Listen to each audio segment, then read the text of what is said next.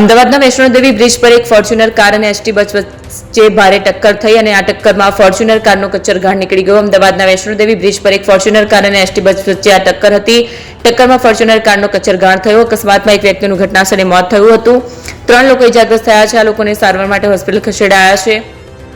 હિંમતનગરથી રાજકોટ જતી ST bus અને car વચ્ચે ટક્કર થતા કાર ડિવાઈડર કૂદી સામેના રોડ પર ઉતરી ગઈ હતી, જ્યારે એસટી બસ તેની સામેના રોડ પર ચડી ગઈ હતી. અકસ્માતમાં કારમાં સવાર યુવકનું મોત, જ્યારે યુવતી સહિત 3 લોકોને ઈજા પહોંચતા સારવાર માટે ખસેડાયા છે. પોલીસે જરૂરી કાર્યવાહી બાદ ક્રેન દ્વારા ફોર્ચ્યુનર કારને ક્રેનની મદદથી હટાવી ટ્રાફિક દૂર કરવામાં આવી રહ્યો છે.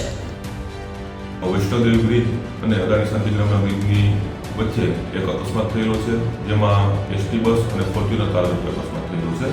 એમાં એસટી બસનો રજિસ્ટ્રેશન નંબર છે GJ18-2T2520 અને ફોર્ચ્યુનર ગાડીનો નંબર છે GJ18EF9.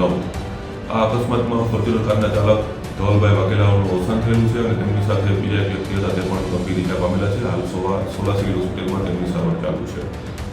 મરણ જનારના PM બાબતેની કાગળની કાર્યવાહી ચાલુ છે, જે પૂર્ણ થયા બાદ FIR દાખલ કરવામાં આવશે. હાલમાં સીસીટીવી અને પ્રત્યક્ષ જોનારોના જણાવ્યા મુજબ ફોર્ચ્યુનર કાર ચાલક જે અમદાવાદથી ગાંધીનગર જતો હતો, તેમણે કોઈ અગમ્ય કારણોસર પોતાના શરીર પરનો કાબુ ગુમાવતા ડિવાઈડર કુદાવી અને સામેની સાઈડે એસટી બસ સાથે અકસ્માત થયેલાનું જણાવી આવે છે. વધારાની તપાસ કર્યા બાદ યોગ્ય કારણોની જાણ થશે અને તે મુજબની કાર્યવાહી